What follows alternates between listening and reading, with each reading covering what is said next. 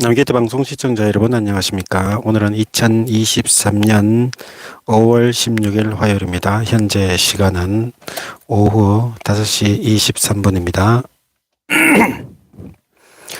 성경공부 497회 방송을 시작하겠습니다.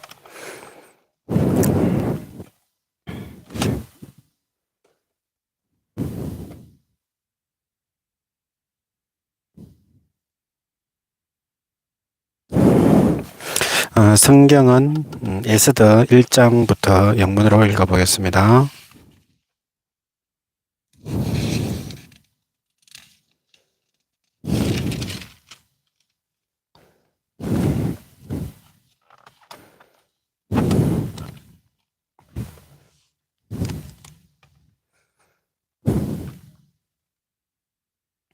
This is what happened during the time of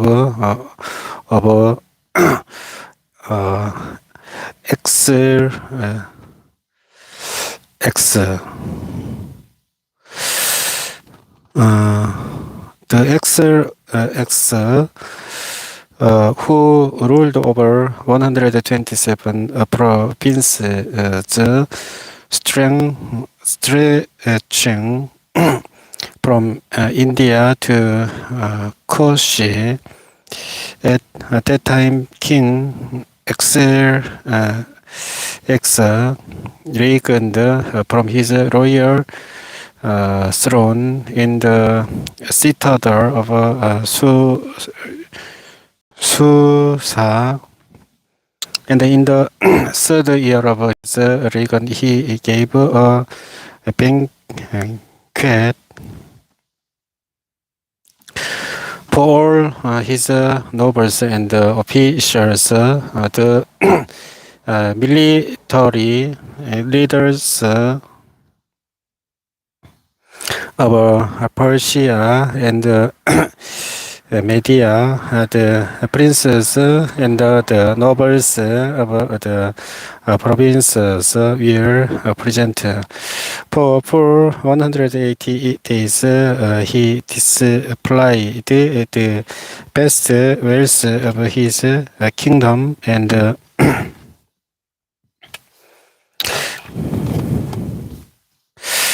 splendor and glory of his majesty. When these days were over, the king gave a banquet lasting 7 days in the enclosed garden of the king's place for all the people from the least to the greatest who were in the citadel of Susa. The garden had hangings of white and blue lion fastened with cords of white linen and purple metal to silver links on marble pillars. There were touches of gold and silver on mosaic pavement of porphyry marble, mother of pearl, and the other costly stones. Wine was served in goblets of gold, each one different from the other, and the royal wine was abundant in keeping with the king's liberality. By the king's command, each guest was allowed to drink with no restrictions, for the king instructed all the wine steward to serve each man what he wished. King Vashti also gave a banquet for the woman in the royal place of King ESTHER.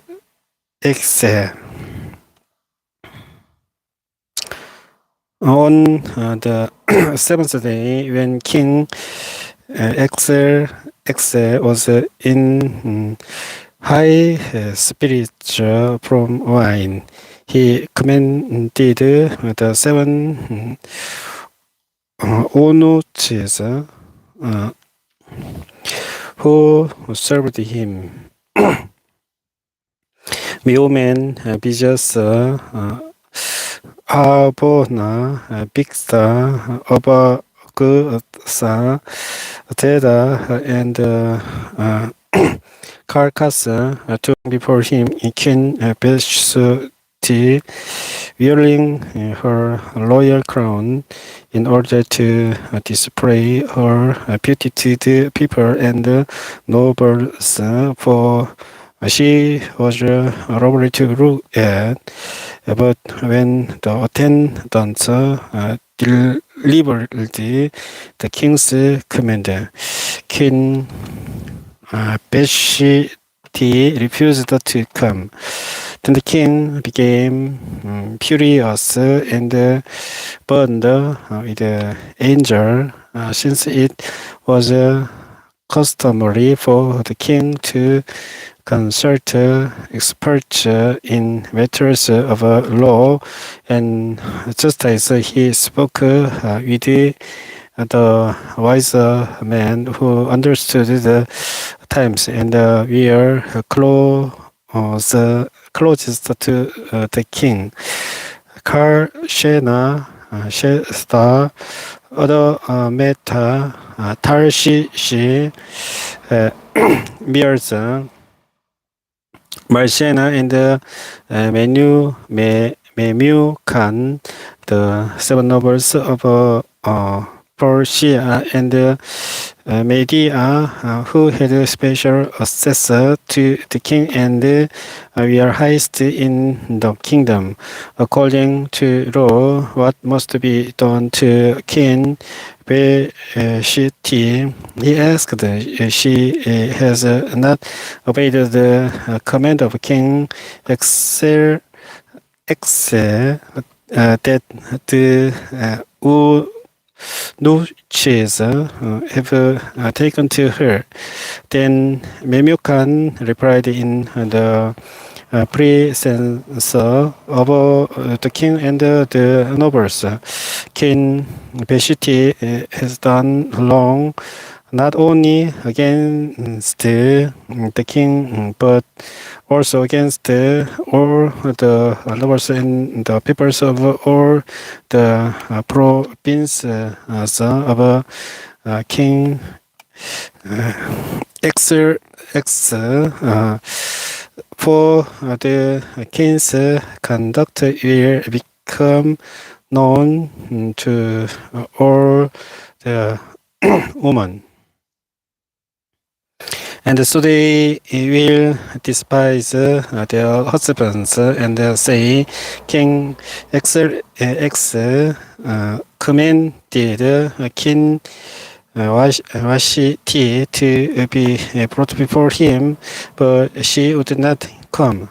This very day, the Persian and Median women of the nobility who have heard about the king's conduct will respond to all the king's nobles in the same way. There will be no end of disrespect and discord. Therefore, if it pleases the king, let him issue a royal decree and let it be written in the laws of Persia and Media which cannot be repealed, that Vashti is never again to enter the presence of King Xerxes. Also, let the king give her loyal position to someone else who is better than she. Then, when the king's edict is proclaimed throughout all his best realm, or the woman will respect their husbands from the least to the greatest. The king and his nobles were preceded with this advice. So the king did as Memucan proposed. He sent this dispatches to all parts of the kingdom, to each province in its own spirit, and to each people in their own language, proclaiming that every man should be ruler over his own household, using his native tongue.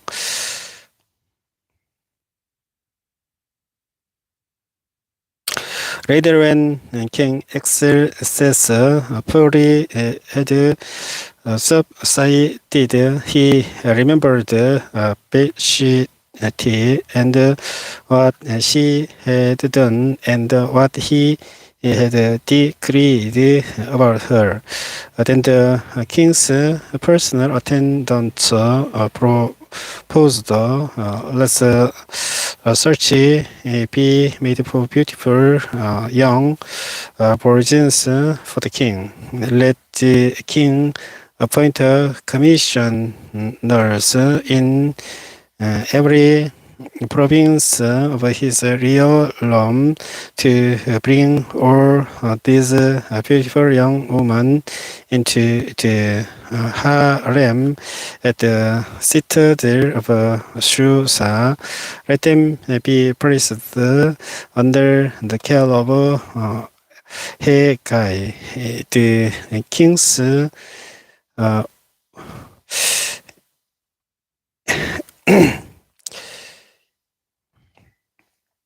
onochi, who is in charge of the woman, and let beauty treatment be given to them.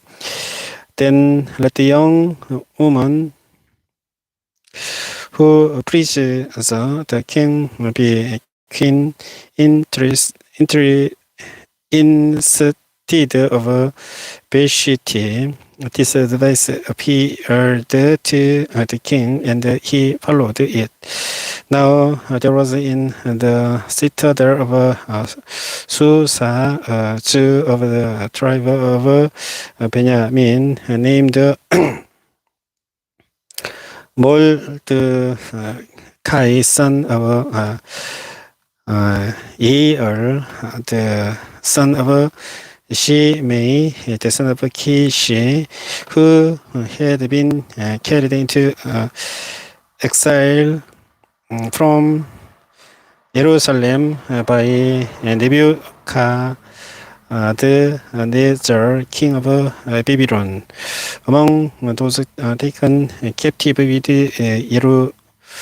Jehoiachin, king of Judah, Mordecai had a cousin named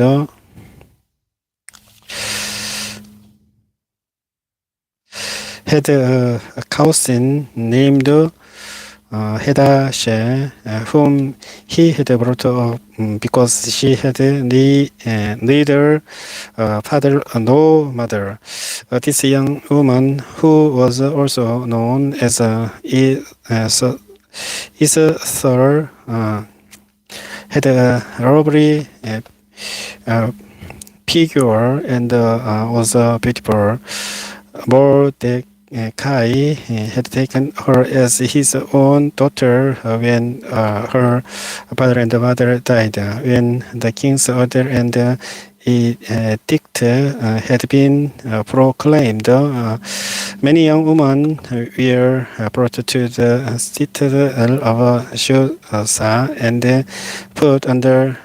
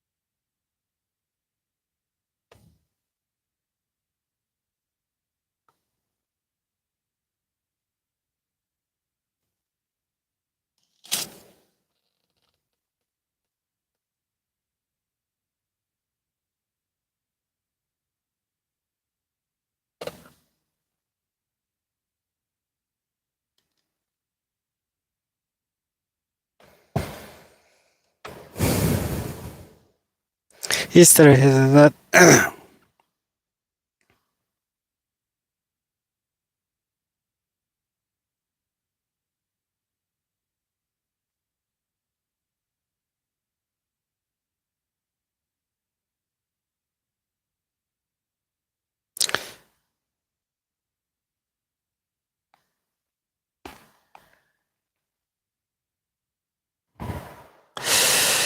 Assad had not revealed her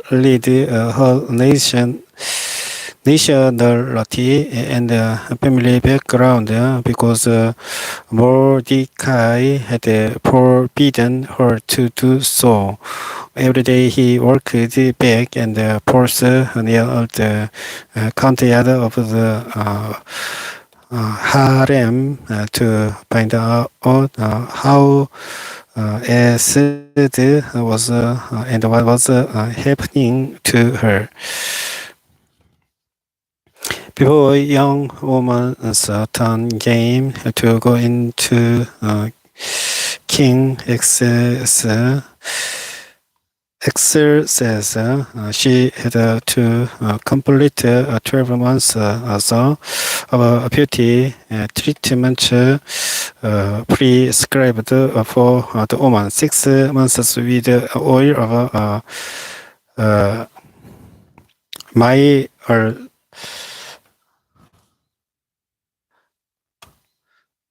myrrh and 6 with perfumes and cosmetics, and this is how she would go to the king. Anything she wanted was given her to take with her from the harem to the king's place. In the evening, she would go there and in the morning return to another part of the harem to the care of Sha'ashikaz, the king's own who was in charge of the concubines. She would not return to the king unless he was pleased with her and summoned her by name. When the turn came for Assad, the young woman Mordecai had adopted the daughter of his uncle Abihail, to go to the king. She asked for nothing other than what Hegai, the king's eunuch, who was in charge of the harem, suggested, and Esther won the favor of everyone who saw her. She was taken to King Xer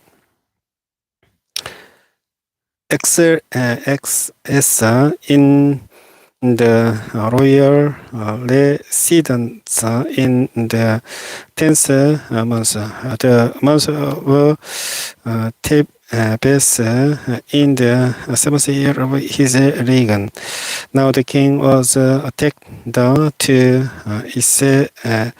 Esther more than to any of the other women, and she won his favor and brought more than any of the other virgins.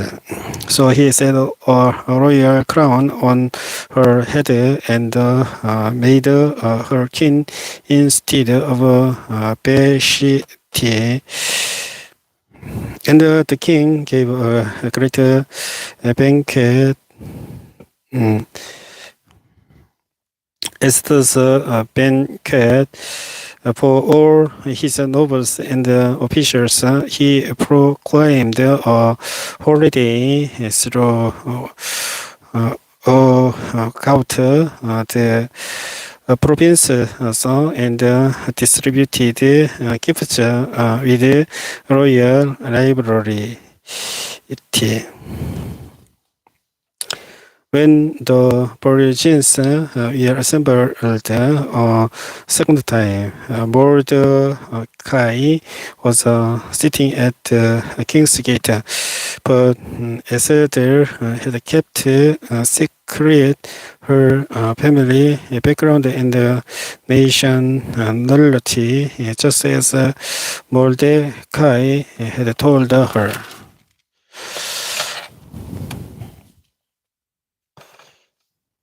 For she continued to follow Mordecai's instructions as she had done when he was bringing her up. During the time Mordecai was sitting at the king's gate, Big Sana and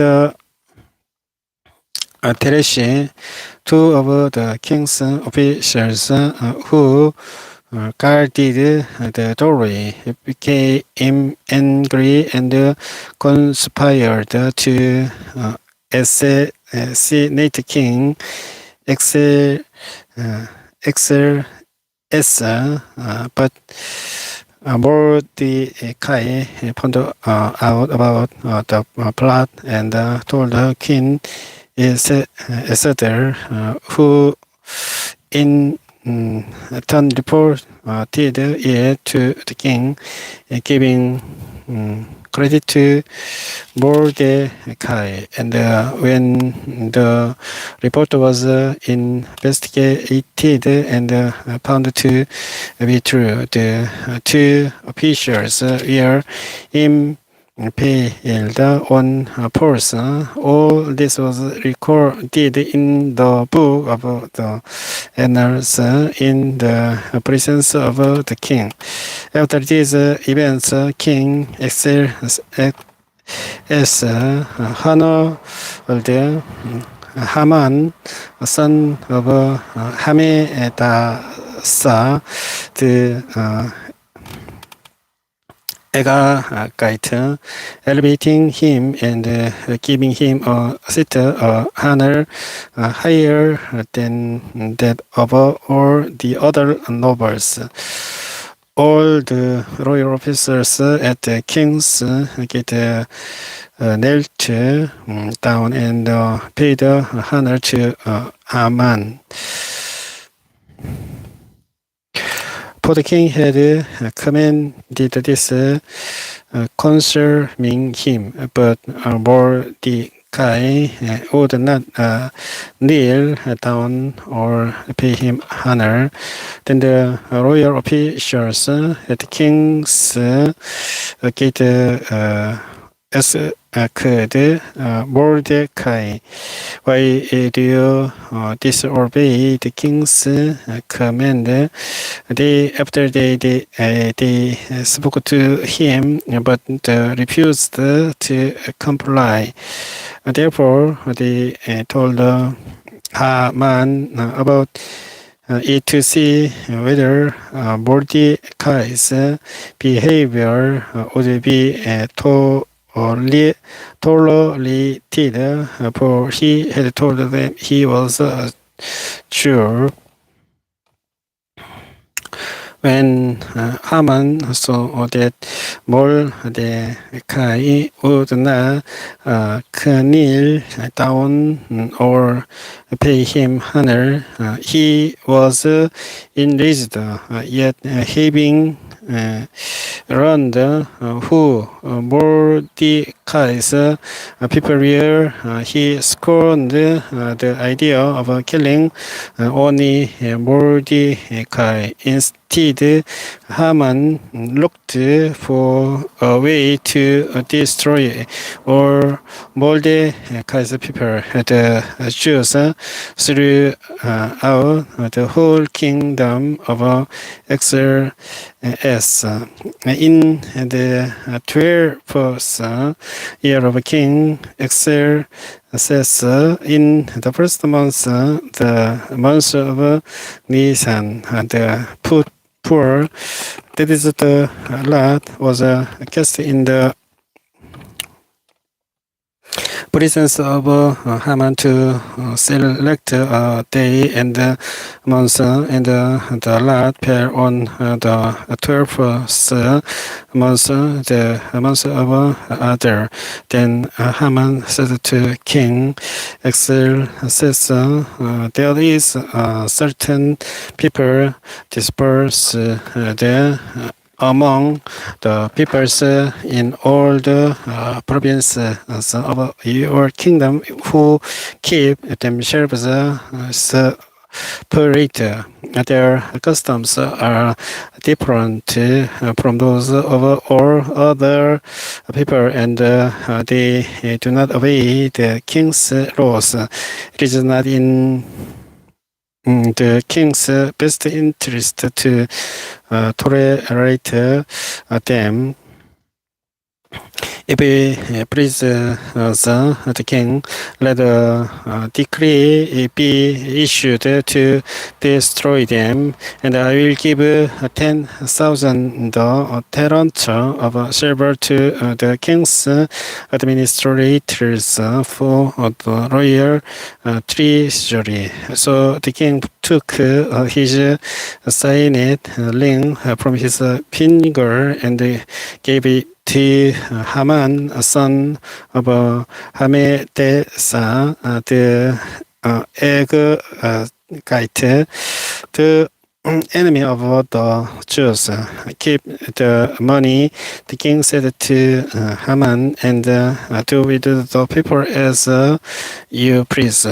Then on the 13th day of the first month, the royal secretaries were summoned. They wrote out in the script of each province and in the language of each people or Haman's orders to the king's satraps, the governors of the various provinces and the nobles of the various peoples. These were written in the name of King Xerxes himself and sealed with his own ring. These patches were sent by couriers to all the king's provinces with the order to destroy. kill and annihilate all the Jews, young and old, women and children, on a single day, the 13th day of the 12th month, the months of other, and to plunder their goddess. A copy of the text of the edict was to be issued as a law in every province and made known to the people of every nationality, so they would be ready for the day. The couriers went out, support there on by the king's command, and the edict was issued in the citadel of Susa. The king and the human sat down to drink, but the city of Susa was bewildered. When Mordecai learned of all that had been done, he tore his clothes, put on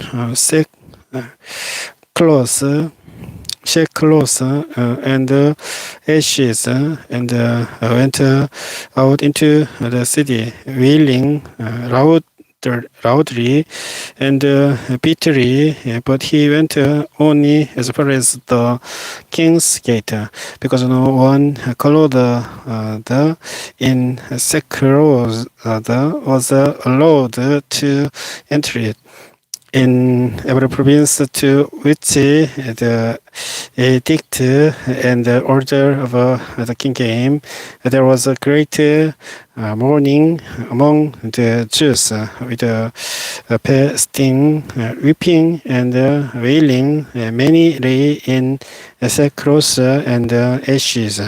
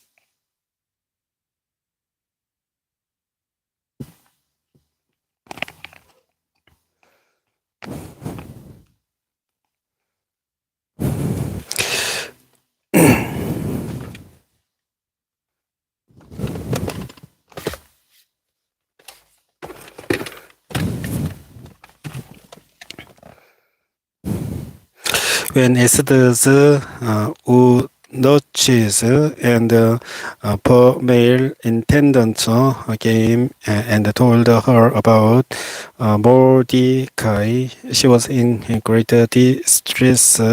She sent clothes for him to put on instead of his sackcloth, but he would not accept them. Then Esther summoned attack one of the king's eunuchs assigned to attend her, and ordered him to find out what was troubling Mordecai and why. So Hatek went out to Mordecai in the open square of the city in front of the king's gate. Mordecai told him everything that had happened to him, including the exact amount of money Haman had promised to pay into the royal treasury for the destruction of the Jews.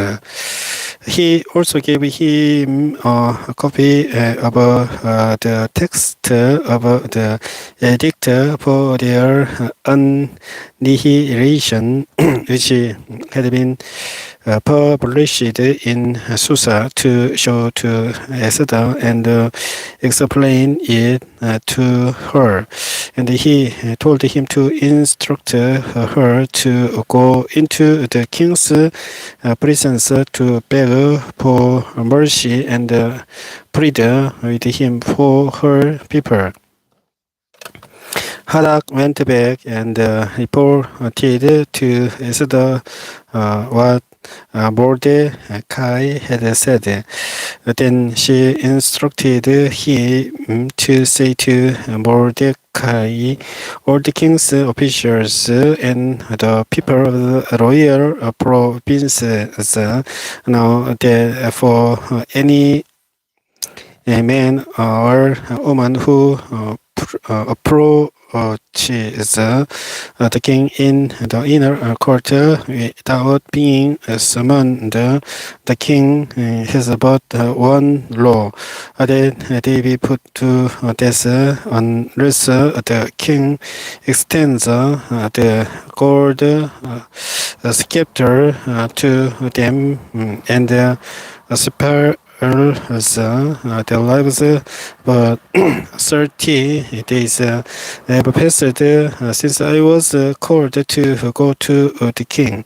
When these words were reported to Mordecai, he sent back this answer: do not think that because you are in the king's house, you alone of all the Jews will escape, for if you remain silent at this time, relief and deliverance for the Jews will rise from another place, but you and your father's family will perish. And who knows but that you have come to your royal position for such a time as this. Then Esther sent this reply to Mordecai: go gather together all the Jews who are in Susa and feast for me. Do not eat or drink for 3 days, night or day.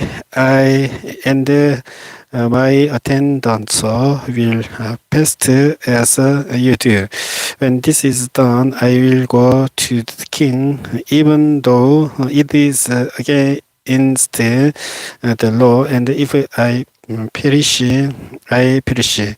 So Mordecai went away and carried out all of Esther's instructions.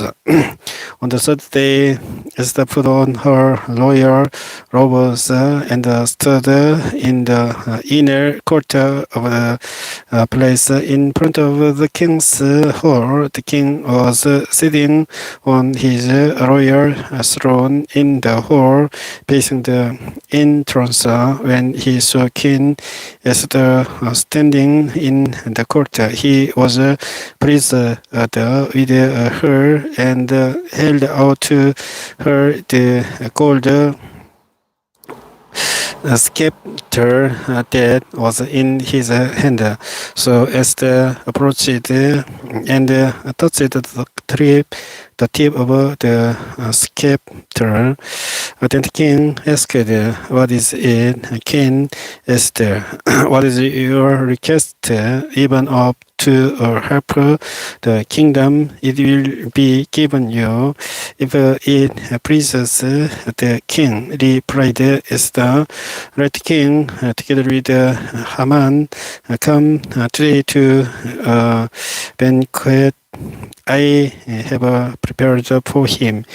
Bring Haman at once, the king said, so that we may do what Esther asks. So the king and Haman went to the banquet. is had prepared. As they were drinking wine, the king again asked Esther, "Now, what is your petition? It will be given you. And what is your request?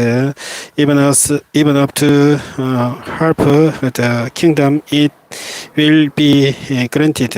Esther replied, "My petition and my request is this: if the king regards me with favor, and if it pleases the king to grant my petition and fulfill my request, let the king and Haman come tomorrow to the banquet. I will prepare for them. Then I will answer the king's question." Haman went out that day happy and in high spirits. But when he saw Mordecai at the king's gate and observed that neither laws nor shown appear in his presence, he was filled with rage against Mordecai. Nevertheless, Haman restrained himself and went home, calling together his friends and Zeresh, his wife. Haman boasted to them about his vast wealth, his many sons, and all the ways the king had honored him, and how he had elevated him above the other nobles and officials. And that's not all. Haman added, "I am the only person King Esther invited to accompany the king to the banquet she gave, and she has invited me along with the king tomorrow. But all this gives me no satisfaction. As long as I see that Jew Mordecai sitting at the king's gate." His wife Zeresh and all his friends said to him, "Have Paul set up, reaching to height about 50 cubits, and ask the king in the morning to have Mordecai impaled on it."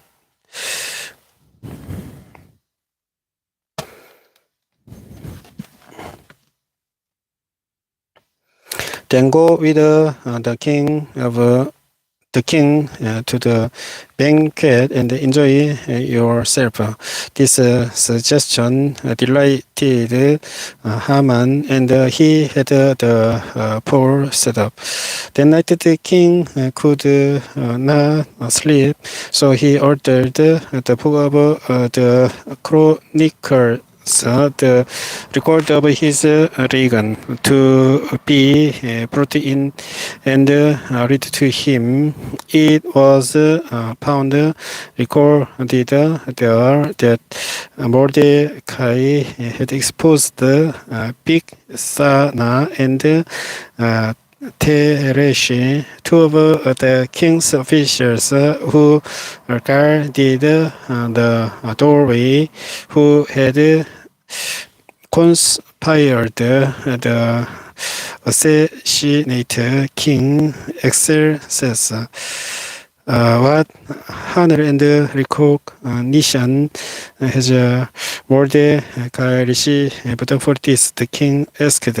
"Nothing has been done for him," his attendants answered. The king said, "Who is in the court?" Now Haman had just entered the outer court of the place to speak to the king about impaling Mordecai on the pole he had set up for him. His attendants answered, Haman is standing in the court.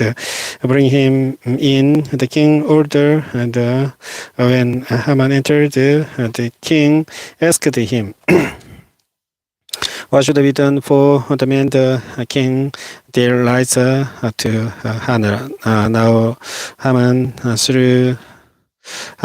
to himself, Who is there that the king would rather honor than me? So he answered, the king. For the man, the king delights to honor. Have them bring a royal robe. The king has one, and the horse the king has ridden. On one with a royal crest place on its head. Then let the robe and the horse be entrusted to one of the king's most noble princes. Let them robe the man the king delights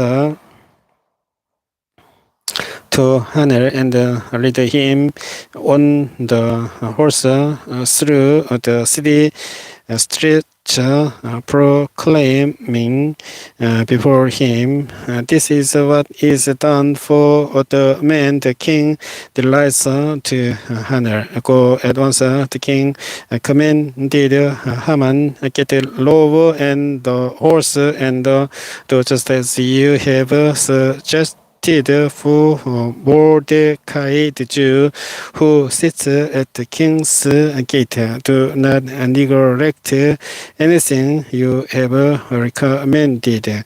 So Haman get the robe and the horse. He robed Mordecai and led him on horseback through the city streets, proclaiming before him, This is what is done for the man the king delights to honor. Afterward, Mordecai returned to the king's gate, but Haman rushed home with his head covered in grief and told Zeresh, his wife, and all his friends, everything that had happened to him. His advisors and his wife Zeresh said to him, Since Mordecai, before whom your downpour has started, is of Jewish origin, you cannot stand against him. You will surely come to ruin. While they were still talking with him, the king's eunuchs arrived and hurried Haman away to the banquet as they had prepared.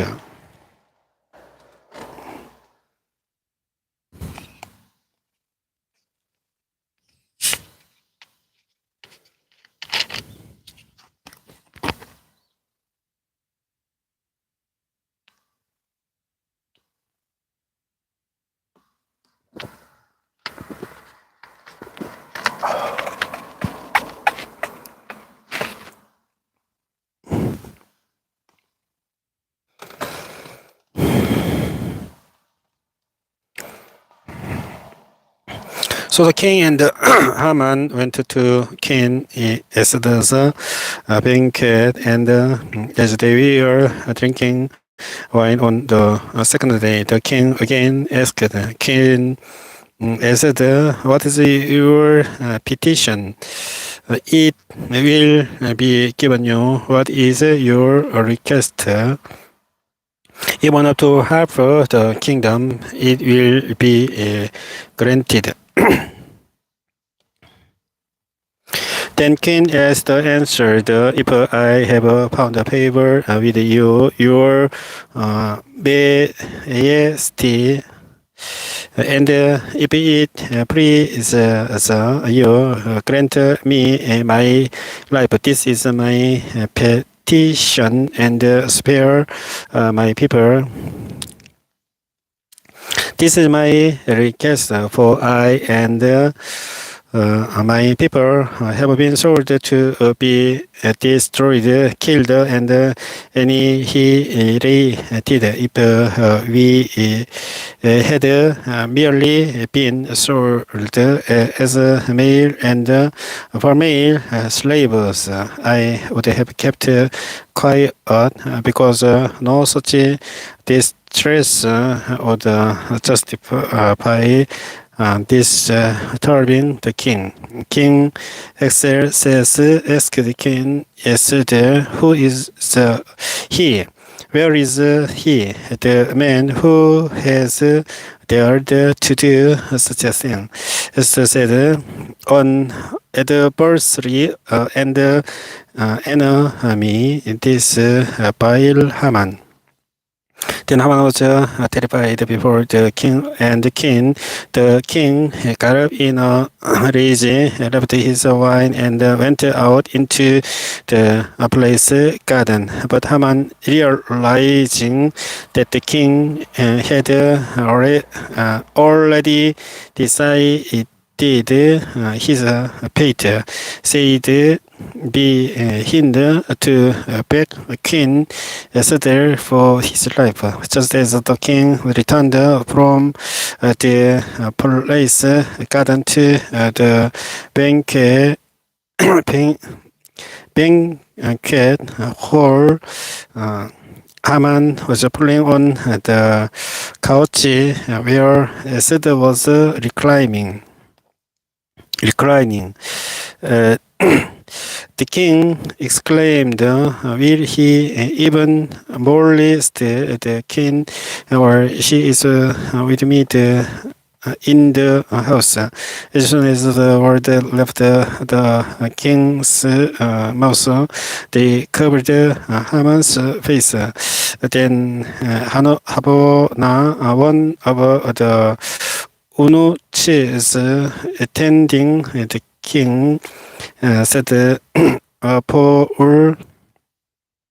reaching to a height of 50 cubits, stands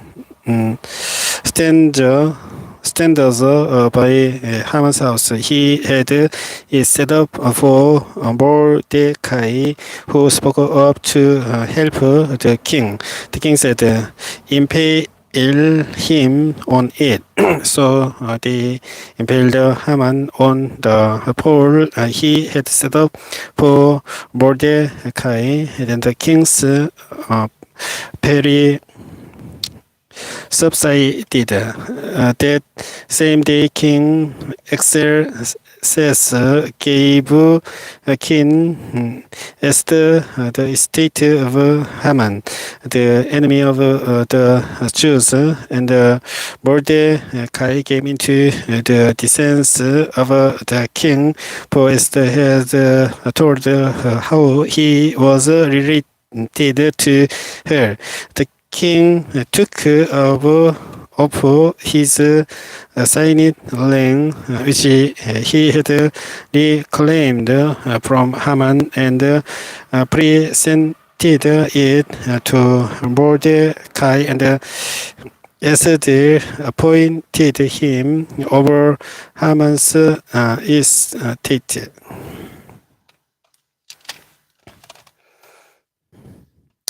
Esther again pleaded with the king, falling at his feet and weeping. She begged him to put an end to the evil plan of Haman the Agagite, which he had devised against the Jews. Then the king extended the gold scepter to Esther, and she rose and stood before him. If it please the king, she said, and if he regards me with favor and thinks it right thing to do, and if he is pleased with me, let an order be written overruling the dispatches that Haman son of Hamedasa, the Agagite, devised and wrote to destroy the Jews in all the king's provinces. For how can I bear to see disaster fall on my people? How can I bear to see the destruction of my family? King Xerxes replied to King Esther and to Mordecai the Jew, because Haman attacked the Jews. I have given his estate to Esther, and they have impaled him on the pole the setup. Now another decree in the king's name in behalf of the Jews, as seems best to you, and seal it with the king's signet ring, for no document written in the king's name and sealed with his ring can be revoked. At once the royal secretaries will summoned on the 23rd day of the third month, the month of Shivan. They wrote out all Mordecai's orders to the Jews and to the satraps, governors, and nobles of the 127 provinces stretching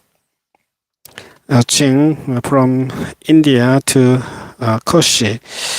These orders were written in the script of each province and the language of each people, and also to the Jews in their own script and language.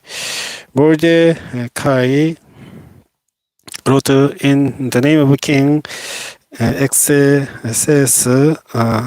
sealed the dispatches with the king's signet ring, and sent them by mounted couriers who rode past horses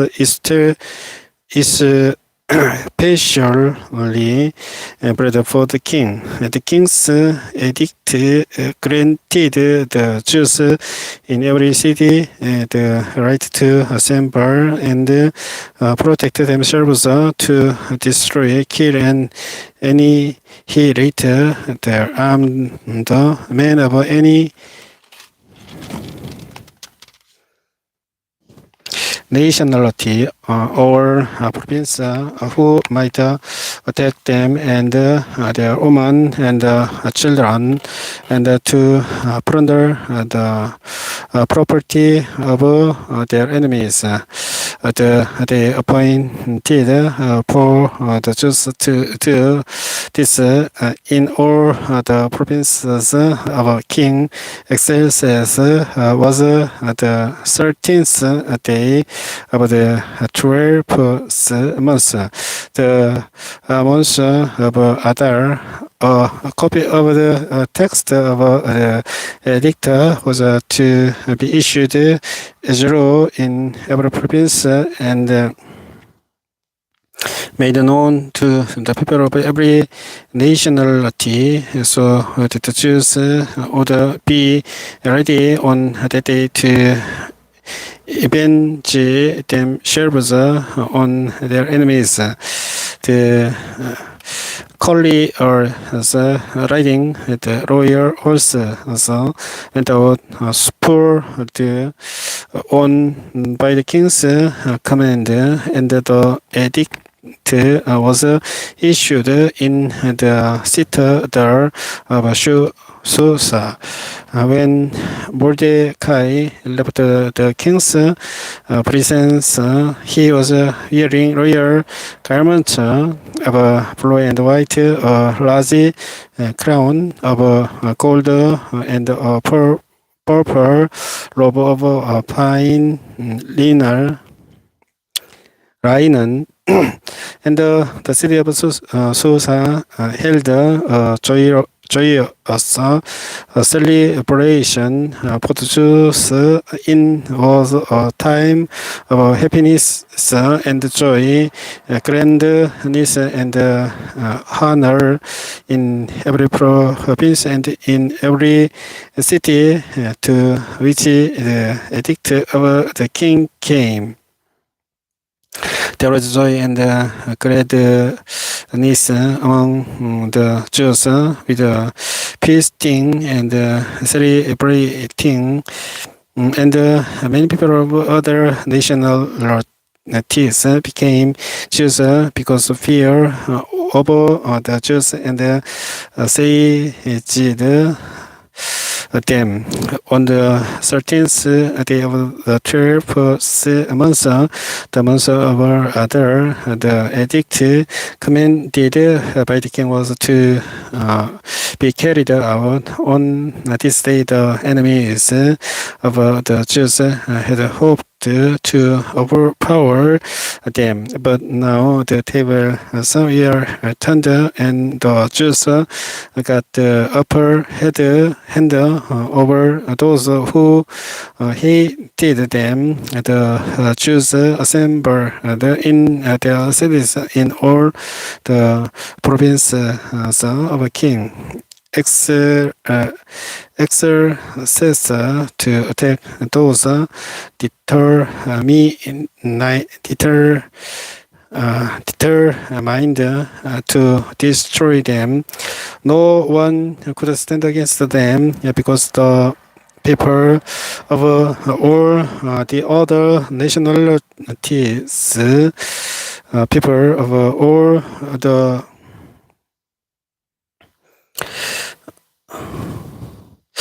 we are afraid of them, and all the nobles of the province, the satraps, the governors, and the king's administrators helped the Jews because fear of Mordecai had seized them. Mordecai was prominent in the press. His reputation spread throughout the province, and he became more and more powerful. The Jews struck down all their enemies with the sword, killing and destroying them, and they did what they pleased to those who hated them. In the citadel of Susa, the Jews killed and destroyed 500 men. They also killed Parsandasa, Delphon, Pasa, Porasa, Adalia, Aridasa, Parmashita, Aridai, and Baishata, the 10 sons of Haman, son of Hamedasa, the enemy of the Jews, but they did not lay their hands on the plunder.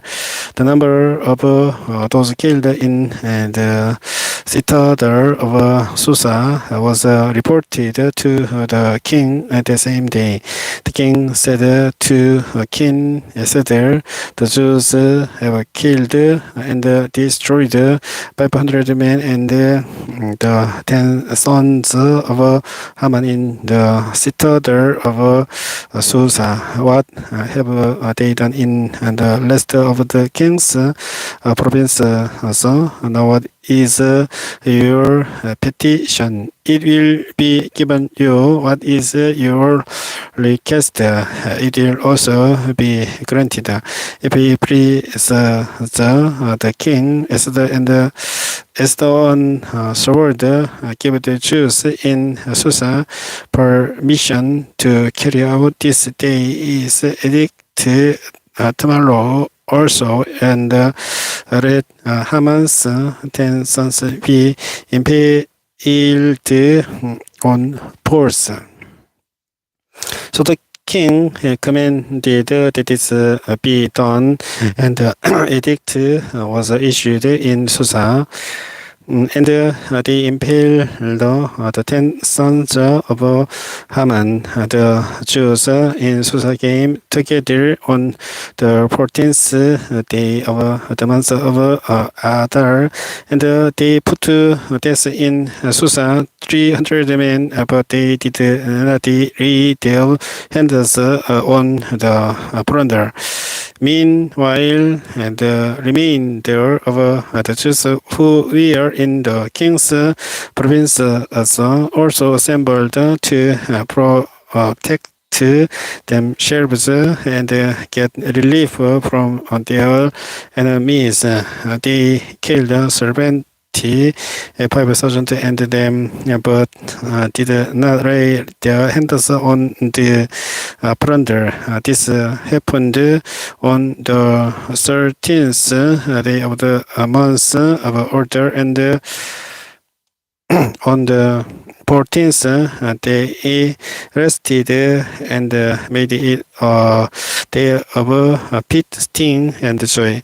The Jews in Susa, however, had assembled on the 13th and the 14th, and then on the 15th they rested and made it a day of feasting and joy. That is why rural Jews, those living in villages, observe the 14th of the month of Adar as a day of joy, and feasting a day for giving presents to each other.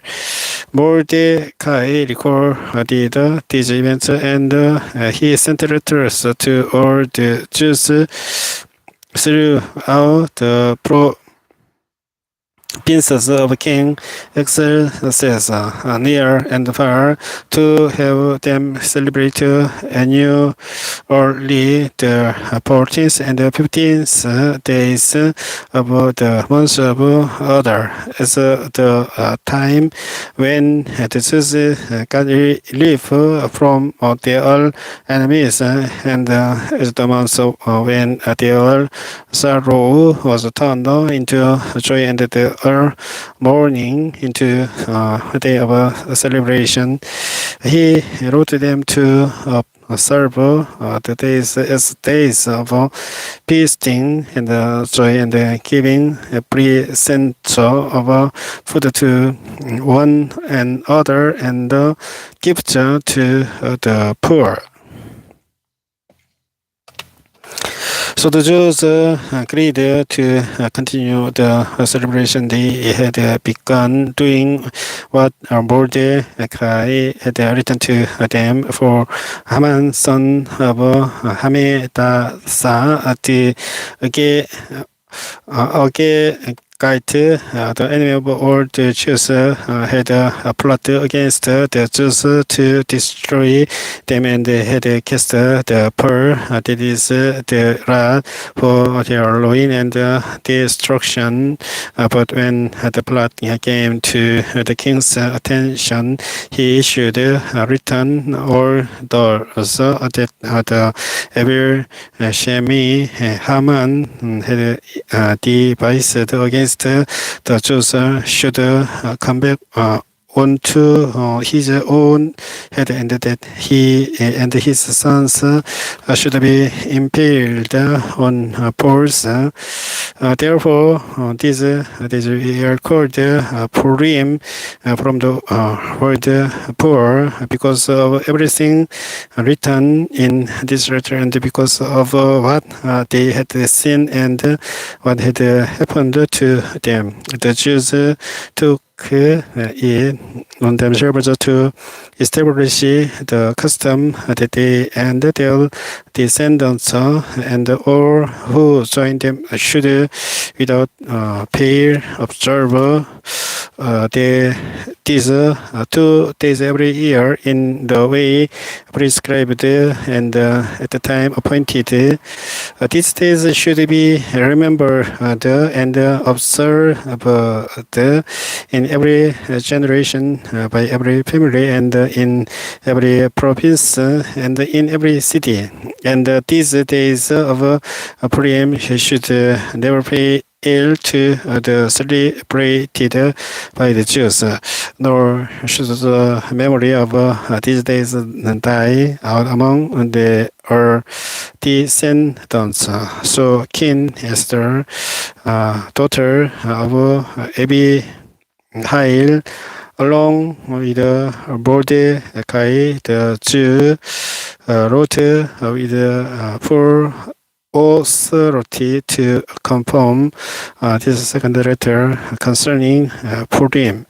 And Mordecai sent letters to all the Jews in the 127 provinces of ESTHER kingdom, words of goodwill and so assurance to establish these days of Purim and their designated times as Mordecai and King Esther had decreed for them, and as they had established for themselves and their descendants in regard to their times of fasting and lamentation. ESTHER's decree confirmed these regulations about Purim, and it was written down in the records. King Xerxes imposed tribute throughout the empire to its distant shores, and all his acts of power and might, together with a full account of the greatness of Mordecai, whom the king had promoted, are they not written in the book of the annals of the kings of Media and Persia. Mordecai the Jew was second in rank to King Xerxes, preeminent among the Jews and held in high esteem by his many fellow Jews, because he worked for the good of his people and spoke for the welfare of all the Jews. 에스더는 10장까지 모두 영문으로 읽어봤습니다. 다음은 욥입니다. 이번 다음 방송에서 방송을 계속해 보도록 하겠습니다. 성경공부 497회 방송을 시청해 주신 분께 감사드리겠습니다. 주기도문 기도하고 방송을 끝내겠습니다. Our Father in heaven, hallowed be our name. Your kingdom come, your will be done on earth as it is in heaven. Give us today our daily bread and forgive us our debts as we also have forgiven our debtors, and lead us not into temptation, but deliver us from the evil one. For yours is the kingdom and the power and the glory forever. 아멘. 안녕히 계십시오.